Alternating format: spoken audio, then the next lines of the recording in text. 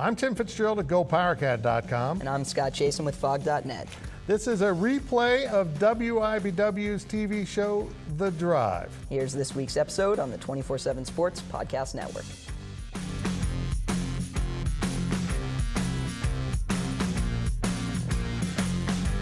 Good evening, Wildcat and Jayhawk fans, and welcome to The Drive, sponsored by FlynnHillsAuto.com. I'm Tim Fitzgerald at GoPowerCat.com, and the man to my right is Scott Chasen of Fog.net. And by golly, my friend, we've got winners. We're covering winners. I think, have you seen the movie Freaky Friday? Yeah. Lindsay Lohan, is it Jamie Lee Curtis? Yeah. I mean, that's what happened on Friday the 13th. Crazy games, crazy happening. What happened if we had a Freaky Friday and you woke up in this body, and then you tried to go for one of your runs? I think I'd just go back to bed. Exactly. You can interact with us. I do that all the time. On social media at Facebook.com/The Drive Show, on Twitter at The Drive 13, and of course, answer our weekly poll question and make your game predictions at TheDriveShow.com. And remember, if you ever miss an episode of The Drive, you can listen to an audio-only version that will appear each Monday morning in the form of a podcast at both GoPowerCat.com and Fog.net.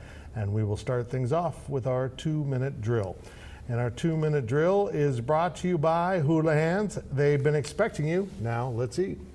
Well, it was far from a perfect performance for Chris Klieman's Wildcats at Mississippi State, but the Wildcats beat the 23rd ranked Bulldogs 31-24 first. How did the Cats get this victory? Persistence. I tell you what, if you go back and watch this game, K-State had 2 muffed punts, another fumble, ironically after an interception. This wasn't it. And then they also had a penalty right before the end of the first half that let Mississippi State try to go to the end zone, and they did. All 24 points that Mississippi State scored came off of K-State mistakes. So this game should have been firmly in K-State's control, and they kept making errors. They kept letting the Bulldogs be in this game. What was really impressive to me, for the most of the game, K-State controlled the line of scrimmage, going in both directions. Now, if you look at the statistics, it looks like, K-State didn't play that well. Mississippi State outgained them, had more first downs, won a lot of things in statistical categories that you would say probably would decide the game. But what really decided this game was K-State was tougher.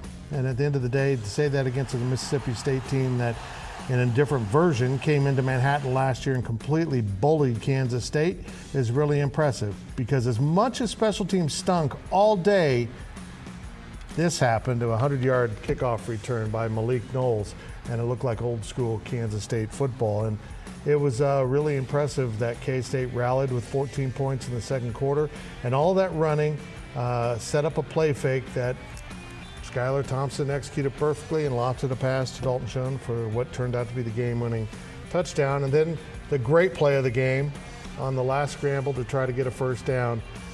The Mississippi State quarterback turned into a helicopter. He actually started to pick up altitude at one point and then was told he didn't have flight clearance. So he dropped right at the 21 yard short, in case they escaped with a win. Yeah, I wanted to ask, when a team makes mistakes, especially in special teams, I think a lot of times you can look at that obviously as a negative. Right. They're mistakes, but for K-State to kind of handle its business, come out on top with those mistakes, does it mean more or does it mean anything different? Well, the two things I take away from it, Scott, is that one, K-State won with these mistakes on the road at a ranked team SEC venue. So what happens when they don't make the mistakes? What is their ceiling? I don't know. That's a great question. And two, they didn't get dispirited at any point in that game, like, oh, we blew it. We were going to win. They should have been up 17 or 21-0 at halftime, and yet it was 17-14, and nobody was hanging their heads like, oh, we missed our opportunity to win. They just kept going and won, so it was impressive. After scoring only 7 points against Coastal Carolina, a team from the coast of Carolina, the KU football offense nearly hung 50 on Boston College, a team from Boston, on Friday.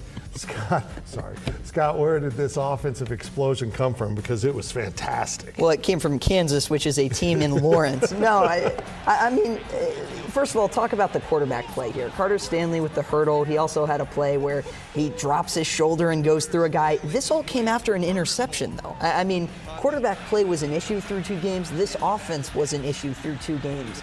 Kansas was kind of the beneficiary. In week 1, they had a defensive touchdown, so they put 24 points up on the board. 17 of those only came from the offense, though. So you would look at that and say, oh, well, the offense was fine in game 1. It was really bad in game 2. I would tell you I thought it was bad the first 2 weeks of the season, but look, Kansas opened things up. Les Miles deserves a lot of credit for this, not because these were necessarily his inventions, but because he trusted his staff and he trusted the people on it. Brent Dearman is a guy KU brought in to be a senior offensive consultant at a lower level, Bethel.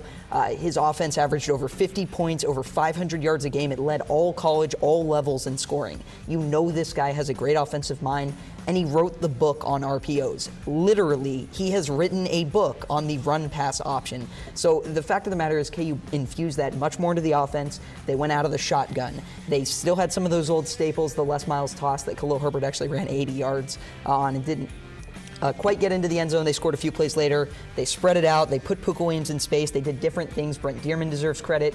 Les Miles, Les Kenning for adapting. They also deserve credit for that. And Herbert was incredible.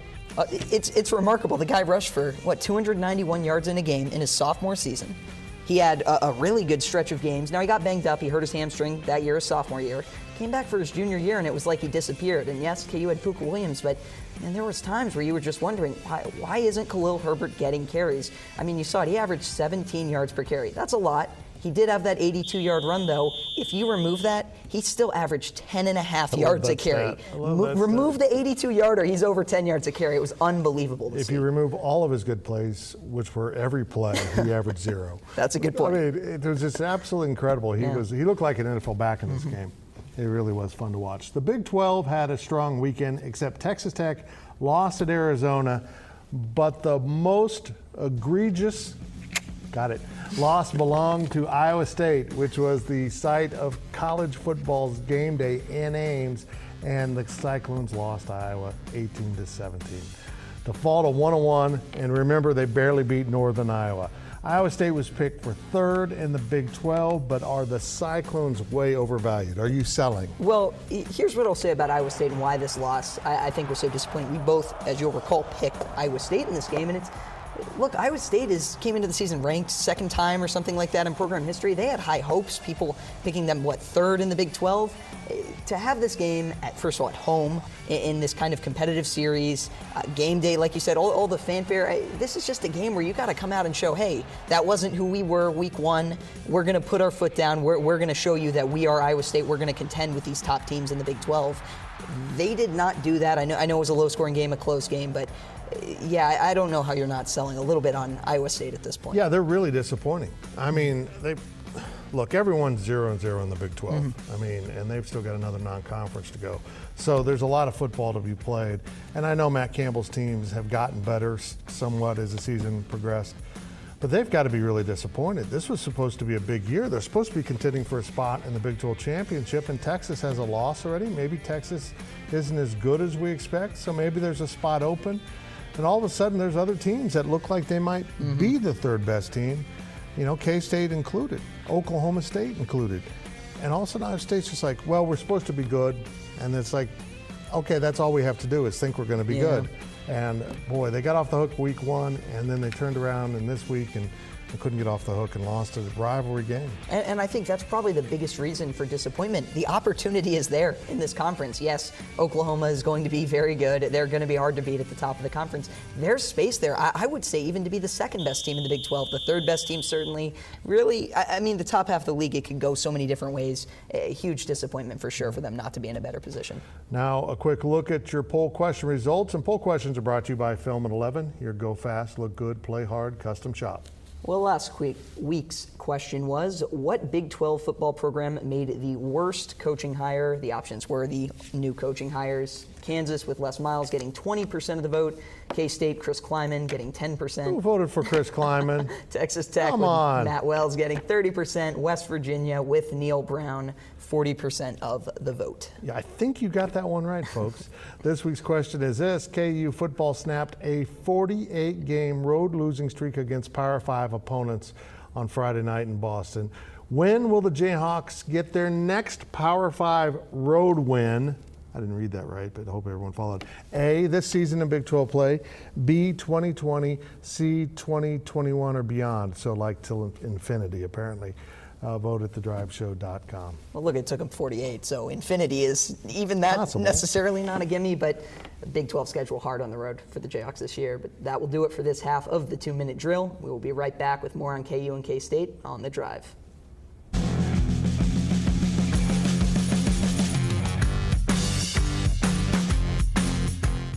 Imagine the softest sheets you've ever felt. Now imagine them getting even softer over time. I'm here to tell you about Boll & Branch sheets. In a recent customer survey, 96% replied that Boll & Branch sheets get softer with every wash. They're made from the rarest organic cotton and designed to get even softer over time. Try their sheets with a 30-night guarantee plus 15% off your first order with code Odyssey. So head to BOLL&branch.com today. Exclusions apply. See site for details.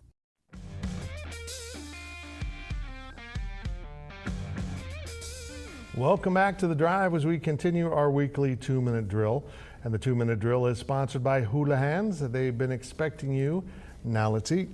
Well, K-State's victory at Mississippi State moves the Wildcats to a 3-0, and it sets the table for Chris Kleiman's team for the rest of the season. Fitz, what does this mean for the Wildcats? It really does change the context of what this season's about. I mean, even the optimists like me were picking K-State 6-6, maybe 7-5, and now a lot more gets into play. If you look at K-State's schedule, they go to Oklahoma State in 2 weeks, which will be an enormous game. But because this is actually a season where they have 5 Big 12 home games, they will have 5 of their final 8 in Manhattan, which really changes things for K-State because after Oklahoma State, Baylor and TCU come to town, and really those are winnable games at home, very winnable games, particularly if you go to Stillwater and win in 2 weeks. Then you might be sitting at 6-0. I love doing this because coaches and players don't get to do this. Then you might be sitting at 6-0 when Oklahoma comes to town. It really does change things for Kansas State and how they're perceived in the conference. Maybe it turns them a little bit more into the hunted. But I tell you what, that was a really defining win at Mississippi State. They hadn't won against Power 5 on the road since 2011. This is the greatest stat. They hadn't beaten an SEC team on the road since 1910. Oh, that's Pappy Waldorf. He did win a Big Six title that year, so they were a juggernaut. But Kansas State now looks like a team that is going to threaten people when they play them. They're a hard preparation, and it looks like KU's offense is going to be a hard preparation. And that's really the key now. In this conference where everyone wants to run a spread, in the past, now you're seeing teams come back into more solid foundation of football, and for Kansas State, that's running the ball an awful lot. And while they didn't have great success on the ground, they did end up with enough damage being done on the ground, and really it was more about setting a precedent that you have to worry about the run, so to set up the play action, in case they use that on their final touchdown of the game. Just run, and pound on teams, and a lot of these defenses have been stripped down for the spread. Yeah, and think about it like this. This is very simple math. Anyone can do it. You start 3-0, you only have to go 3-6 the rest of the way to get to a bowl game. That's winning 1/3 of your Big 12 games. That is very doable for a lot of teams, certainly the way K-State looks. Yeah, it really is, and we'll see how that all plays out. Well, Scott, quarterback play has been a major issue under previous KU coaches. Les Miles has stuck with Carter Stanley through 3 weeks, and Stanley delivered at Boston College. Interception early in the game made me worry, but how would you assess the situation so far? Well, I mean, go back to that Boston College game. He throws that interception, and just about everyone, certainly on social media, is calling for a change at quarterback. And it's different guys. It's Thomas McVitie. It's Manny Miles, the son of Les Miles. It's whoever. It's just get a new guy in there. This isn't working out. Carter Stanley had 3 fumbles in week 1. He had 1 pass in that same week that hit a defensive back in both hands, popped up, and was caught by a receiver for one of his longer gains. So I forgot about that. Could have had a lot more. It could have been a lot worse. Week 2, he threw 2 interceptions. He also fumbled, and then starts off game 3 with an interception. And look, at that point, you're thinking, oh my goodness, like he has lost confidence. The coaches are going to lose confidence in him. But what did Carter Stanley do after he threw that interception? I found this fascinating. The ESPN broadcast actually caught him going up to players individually and apologizing and saying, that's my bad, that's my fault, we're fine. And those players told him back, no man, like we've got this. We're going to come together. From that point on, Carter Stanley played the best football of his career. He was pinpoint. He threw 3 touchdown passes. He got the run game involved. He took risks when he had to, specifically with his feet. He hurdled a defender. He plowed through a defender. This is who Carter Stanley is. And we've talked about this before, but there are times where you don't want your quarterbacks, even the dual threat guys, doing these things. This is what Carter Stanley has to do. He doesn't have the greatest arm in the world. He is not the most accurate guy in the world, but he is a leader and he leads by example. He is a fiery guy. He will be the rah-rah guy. He will fire you up, but he wants to make those plays at the point of attack. I think back to the Texas game. It was either his freshman or sophomore season when KU actually beat Texas. He was running downfield. There was a defensive back in the way. He lowered his shoulder, tried to plow through the guy. Years later, one of his receivers remembered that when talking about Carter Stanley, and he predicted, Steven Sims did, that Carter Stanley would do it again. He did against Boston College. Well, Les Miles had faith in his quarterback, even though he wasn't being rewarded for that faith, and then he was. And week 1, Carter Stanley marches him down the field for the touchdown. If that doesn't happen, you're looking at 1 and 2. I don't know if, first of all, KU would have kept faith if Les Miles would have even stuck with Carter Stanley that long, but he did. And to your point, that's not something past coaches have done. No. He's sticking with his guy, and it worked in week 3. I'm sticking with you, partner. I appreciate that. Yeah, no problem. Now we step out of bounds. Well, KU thumps Boston College. Winless West Virginia beats North Carolina State. Georgia Tech loses to Citadel. Florida State loses again, and Virginia Tech barely beats Furman. Noticing a trend here, the ACC is not great. So should that be taken against Clemson when it comes to the college football playoff rankings? Now, this is a subject that I wanted to put in here because someone pointed this out in terms of Central Florida, where this gets criticized for not playing anyone in their conference. Well, here we go. They're really not playing anyone in their conference. Who's good in that conference? Virginia? Wake Forest is 3-0. Wake Forest. I mean, I just don't understand how this ACC is as bad. When you've got someone setting the bar this high as Clemson, you usually go and pursue them and try to follow them, but it looks like everyone said, oh, we give up. Yeah, and look, here's the thing. I know a lot of people won't like to hear this per se, but when you are in Alabama or a Clemson or an Oklahoma or an Ohio State, you get the benefit of the doubt. Absolutely. And so when it comes to the college football playoff rankings, should it matter versus will it matter, I think is a big conversation here. Clemson is going to get into the playoff if Clemson is undefeated. If Clemson has 1 loss, Clemson is probably going to get in the playoff. I think a big part of that is name at this point, though. You look at the ACC and how bad the ACC has been. I mean, it's shocking. Virginia Tech loses to Boston College, and you're starting to think maybe these teams might be better or worse. You know Virginia Tech is probably going to be pretty good. Now you look at it and you say, is Boston College a bad loss for Virginia Tech? It's unbelievable. Yeah, and Virginia Tech should have lost to Furman. I really think, though, if Clemson loses a conference game, this committee's got to stop and look at it. How bad is that loss? Yeah. But I don't know if they'll do that. Don't know if they will. They should, though, for sure. Yes, absolutely. Well, now let's hear from the fans. And our fan question this week is... KU wins big at BC, and K-State knocks off number 23 Mississippi State on the road. How much does this change the context of this season's Sunflower Showdown? That's from Lance and Lenexa, who pointed out he's a podcast listener. So we probably look really good to Lance. It does change this. All of a sudden, there's some, and it's a ways off. It's, middle of the Big 12 schedule. So there's a lot of football to be played, but these teams could be fighting over something serious at that point. Game in Lawrence this year. And in years past, what you've seen is it's a home game for Kansas, but it's not quite a home game. Looking at the crowd, it's about half K-State fans and half empty. Right. So I think this year, at least if things go well, continue to go well for both teams early in Big 12 play, you could be looking at one of the most fun environments you've seen in a long time. A true, almost high school feel, or former Big 12 championship, really current feel of half and half. Really, if KU wins at home against West Virginia, if their fans don't start snapping up home tickets, shame on them. Yeah. Shame on them. Well, remember to ask us your questions on our Facebook page and on Twitter at The Drive 13. And when we return, we will look at our predictions here on The Drive.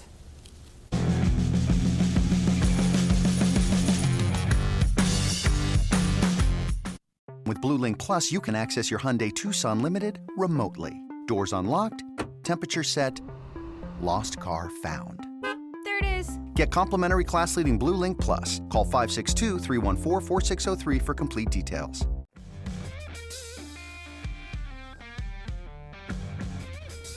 Welcome back as we head down the home stretch of this week's show. Now it's time to take a look at our predictions, and the predictions are brought to you by Vanderbilt's, your work boot center.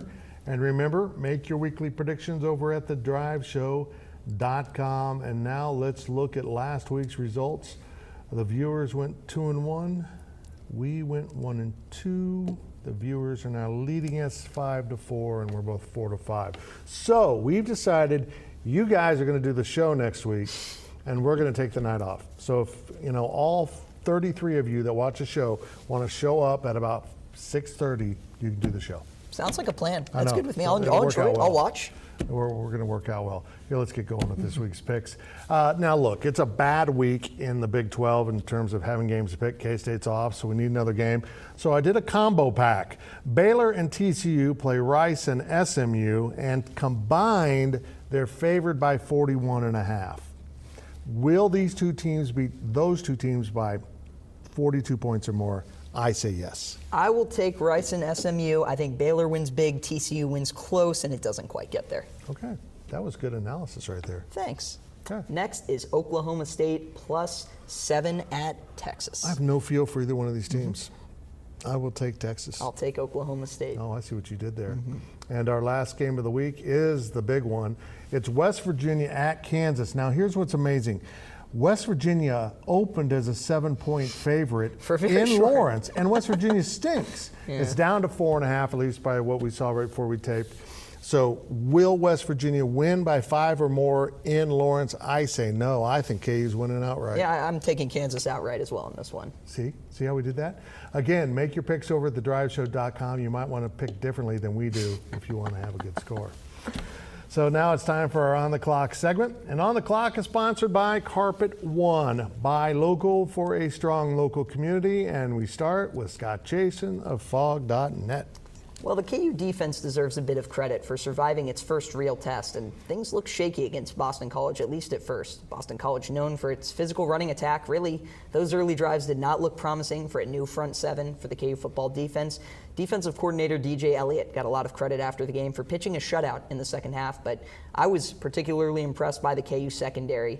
Kyle Mayberry had 2 interceptions, actually hit his hands and kind of fall away. Other guys stepped up and made plays. Even Hassan Defense, who has struggled at cornerback, Mike Lee, who has struggled early in the season in coverage, both of those guys stepped up and made big plays. Mike Lee actually got the biggest stop of the game. It was a 4th down tackle. He went low. We saw in the ESPN docu-series Miles to Go, the coaches were telling their secondary, all the defensive players heading into the week, tackle low. You won't have the strength, basically, to get it done up top. Mike Lee took that message, made one of the biggest tackles of the game. KU defense stepped up in a big way. Well, I'm stealing tonight from a good friend of mine, Jay, who had this interesting thought. Well, there was a lot of K-State fans who weren't very happy with the hiring of Chris Kleiman. They just thought it was Gene Taylor, the athletic director's drinking buddy, if like an AD would actually just do that. And now Chris Kleiman is 3-0. Well, he's ranked 25 in the coaches poll now. And those same people who questioned the hire are now saying, I don't have enough information to go off of to see if this is a good hire. And yet they had enough information at 0-0 to say it was a bad hire. It doesn't make any sense. This was a good hire, even if it doesn't work out quite as shiningly as winning every football game, which apparently Chris Kleiman does. He's on pace. I know. And that's it for this week's edition of The Drive. We will see you next week right here and all week on social media.